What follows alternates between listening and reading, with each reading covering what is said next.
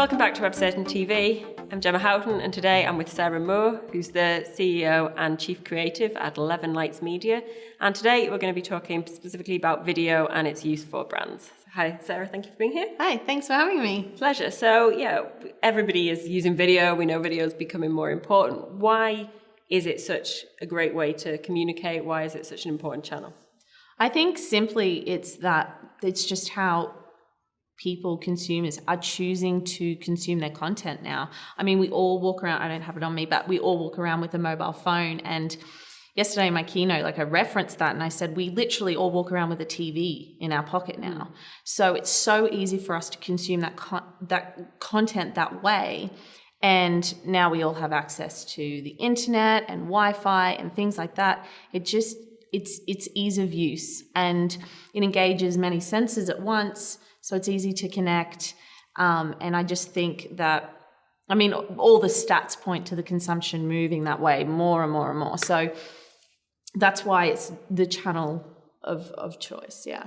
And a lot of brands will know that and think, video is important. But then actually making video and being able to produce something that it doesn't have to be, Steven Spielberg-esque, but it has to be good enough that people will watch it and be engaged by it. They kind of panic at that and think we can't do it. Where can any business start when it comes to making videos? It's funny that you said that thing about Steven Spielberg, because it's a line I use with people all the time. I'm like, you're not here to be a Hollywood producer. You're not here to put out content that is necessarily at that level, because it's about providing value. And video is the tool of choice.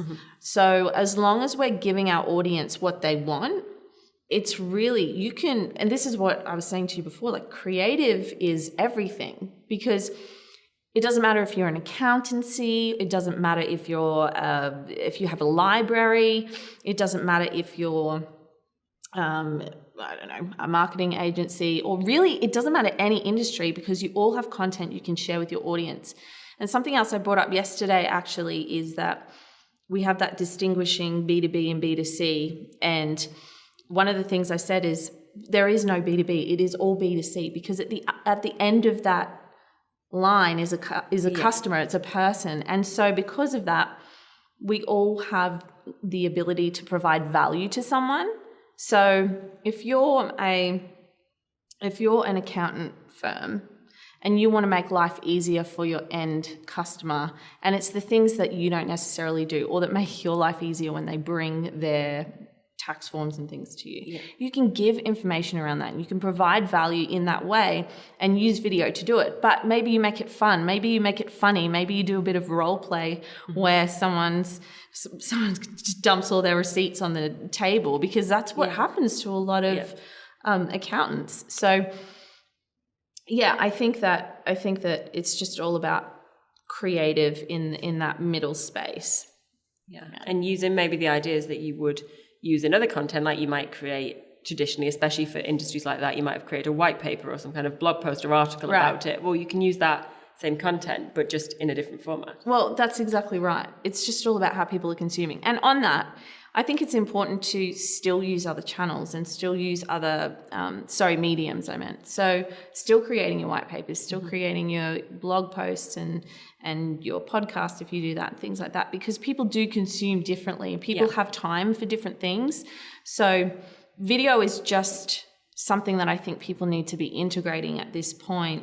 Whether or not you go all in on it is another thing. But a simple iPhone or a smartphone has such high resolution these days that anybody can do it. If you've got a stand and an iPhone, you're pretty much set. Now, I will say this one thing though, people will turn off a video faster if the audio is bad than they will if the video is bad. So that's probably my only tech advice to anyone. If you're going to start doing it, just invest in a little $50, $70 lapel mic. It makes all the difference and people will listen longer. Yeah, that's quite a good point, because there's so much focus can be made around the, what it looks like, and if we got a great set and have we got this, but actually, if nobody can hear what you're saying, it really is entirely pointless. Yeah, exactly. And then you make your videos, like with every content, the main, that's the small step. The biggest step is getting people to see it and getting it out there. And our social and video work really well together as channels or platforms, because it all kind of tallies in. People want to see what's going on, and social fits well with that. What are your tips for being the best way to get your videos noticed in, busy social platforms? I think I think you have to know why you're putting it on the platform that you put it on. So, and then kind of edit it for that platform. Yeah. So for example,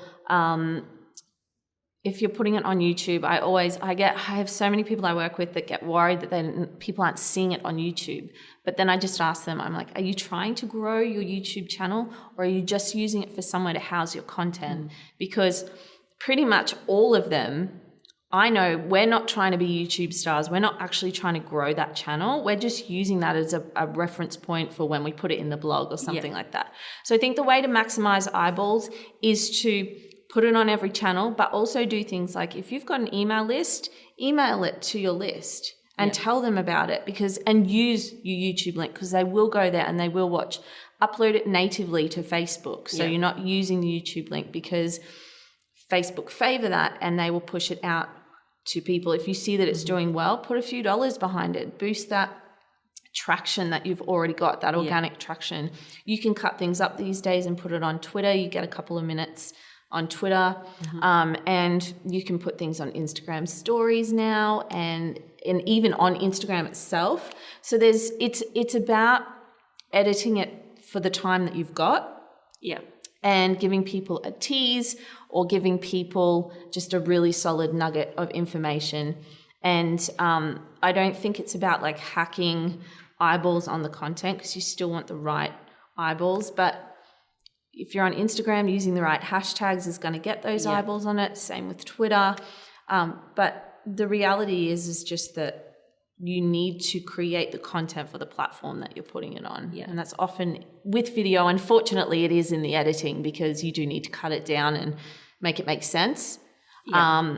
And not everybody has editing skills. But at the same time, I wouldn't suggest putting out a 5, 15 or 25-minute video across every channel. You know what I mean? You kind of have to know the attention span of your audience as well. Yeah. And also, I guess, what the aim of the video is, because it's not necessarily always going to be that you just want somebody to come and watch that 15-minute video. It might be that is just a great way to catch somebody's attention. Yeah. And if that's with a short clip on Twitter, it doesn't matter if they never go and see the full video, because the point is you've got their attention in that way.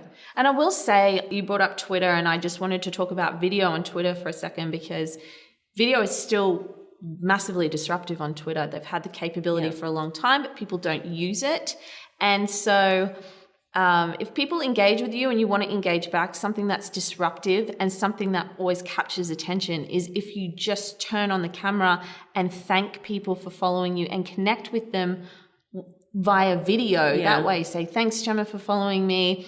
It's really great. We've got this in common, because you've checked out their profile. You're not just being a robot and following back, and making that connection point. And the fact that you've picked up your phone, you've proved that you pay attention. You've proved that you're not getting someone else to manage it.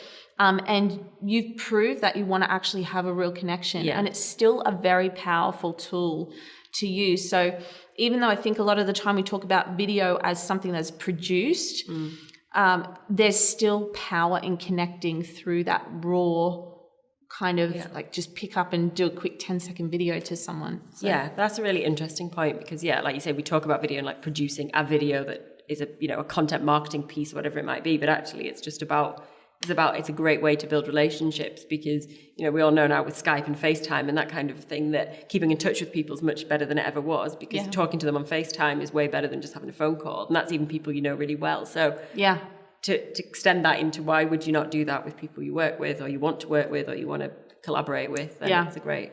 And you become memorable that way as well, I find, when you do something that's a little bit out of the norm. And it's getting more and more difficult to do that these days without doing something extravagant. But video is one of those things that it just works. And it's the same. You can do the same thing on Messenger on Facebook. Yeah. If someone connects with you and you really value that connection, it's not just like that person knows that person knows that person.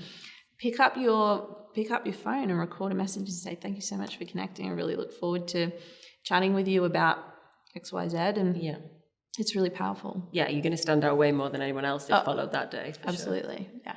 And then you mentioned, right at the beginning that this momentum, the stats are all pointing towards the fact that video is going to keep growing and that it's going to be there. So it is something that every brand, whether who aren't doing it right now, really probably need to start getting their head around it. But how is that going to develop, do you think? Where are we going to go beyond just people walking around with iPhones or, being able to do quite simple, easy videos? Yeah, so there's two ways I want to take this, and one is what I mentioned to you before, that I believe that video is the precursor to the AR and the VR revolution. We are not there yet. We're just starting to see pockets of the potential of AR. So think Pokemon Go and how that just disrupted the entire world for a few weeks. But it really didn't last that long. No.